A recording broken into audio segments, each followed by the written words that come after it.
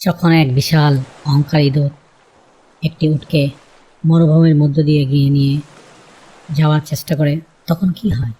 সে কঠিন পথ ধরে শিখে যে মসৃণ পথ এগিয়ে যাওয়া সহজ, কিন্তু যখন নদী উঠে আসে তখন প্রকৃত শক্তি একমাত্র জিনিস যা আপনাকে ভাসিয়ে রাখে। হ্যালো প্রিয় বন্ধুরা, আজকের গল্পের নাম ইঁদুর এবং উট।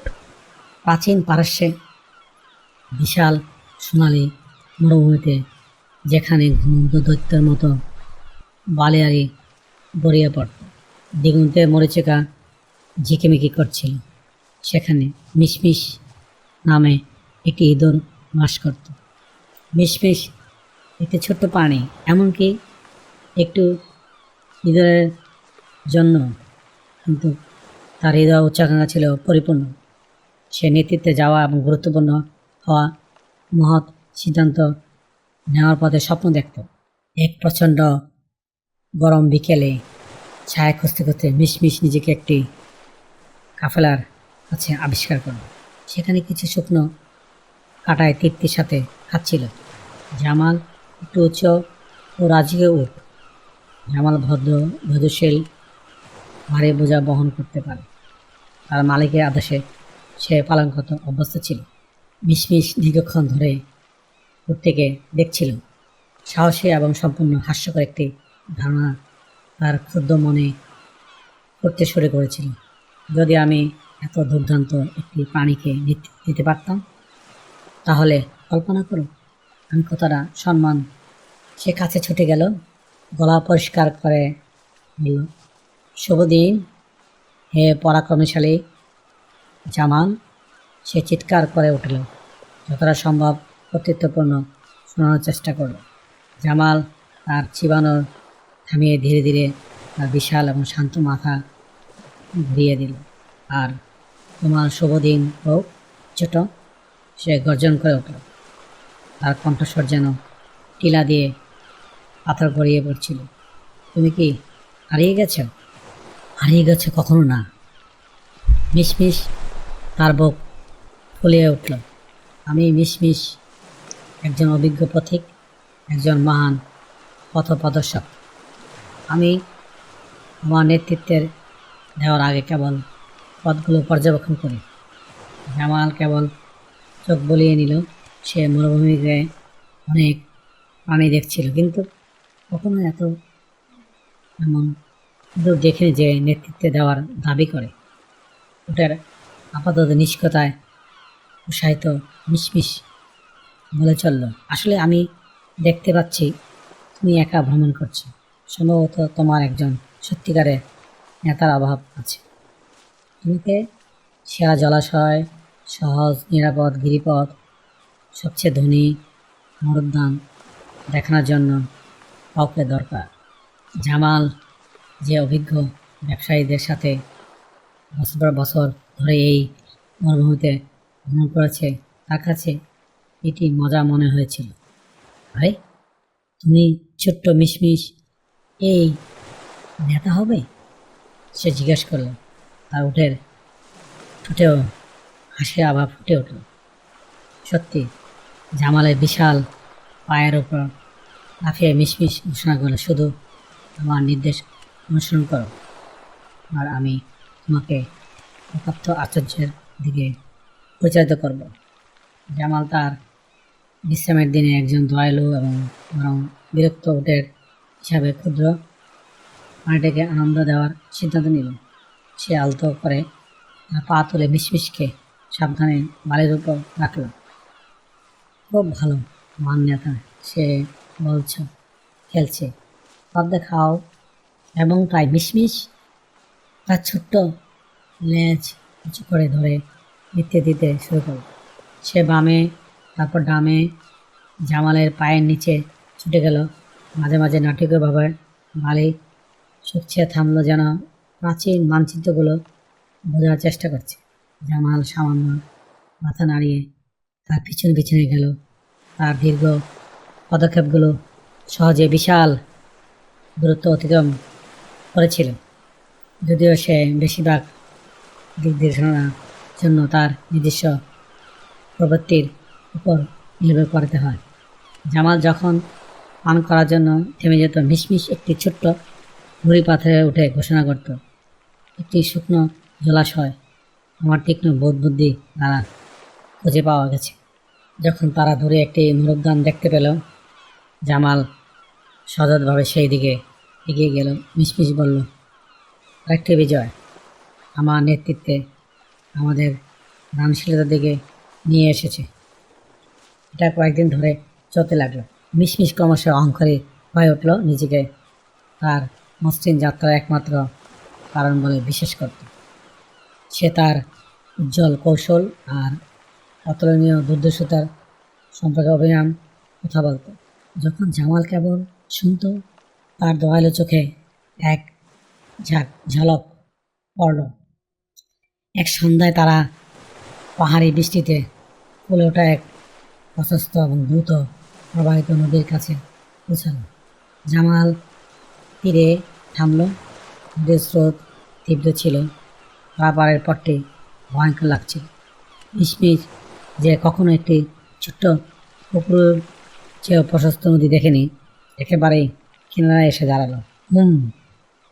একটি স্রোত, সে ঘোষণা করল, আমার নেতৃত্ব অনুসরণ করো জামাল, আমরা এই তুচ্ছ স্রোতকে সহজেই পার হব। সে জলের দিকে ছোট ছোট পদক্ষেপ নিল। তার থাবা পৃষ্ঠ স্পষ্ট করার সাথে সাথে প্রবল স্রোত তাকে পা থেকে ভাসিয়ে নিয়ে গেল। সে চিৎকার করে উঠল। তীব্র জলে টলমল করছিল, ঘুরছিল ভীত এবং সম্পূর্ণভাবে তার গভীরতার থেকে বেরিয়ে এসেছিল। জামাল ইঁদুরের দুর্দশা দেখে শান্তভাবে তার লম্বা ঘাড় নদীতে ডুবিয়ে দিল। তার নরম ঠোঁট দিয়ে সে জলমন্থন থেকে সংগ্রাহত মিশমিশকে আলতো করে তুলে সাবধানে শুকিয়ে গেল এবং শুকনো তীরে তাকে আবার রাখল।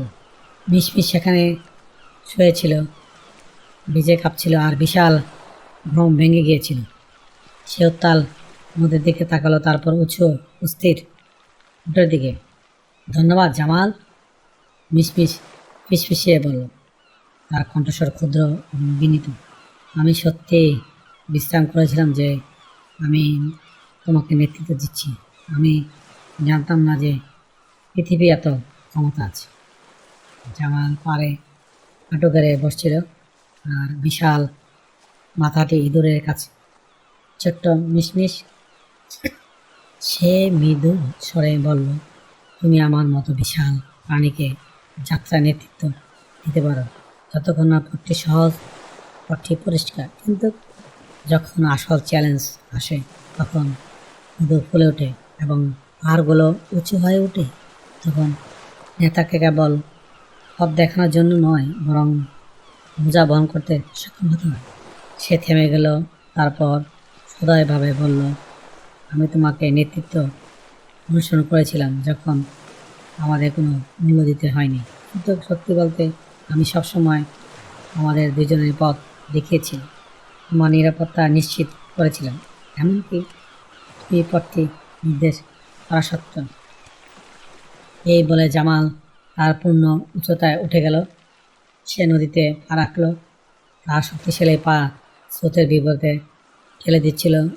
জল তার বুকে এসে পৌঁছাল, কিন্তু সে স্থিরভাবে ধীরে ধীরে অন্যদিকে চলে গেল।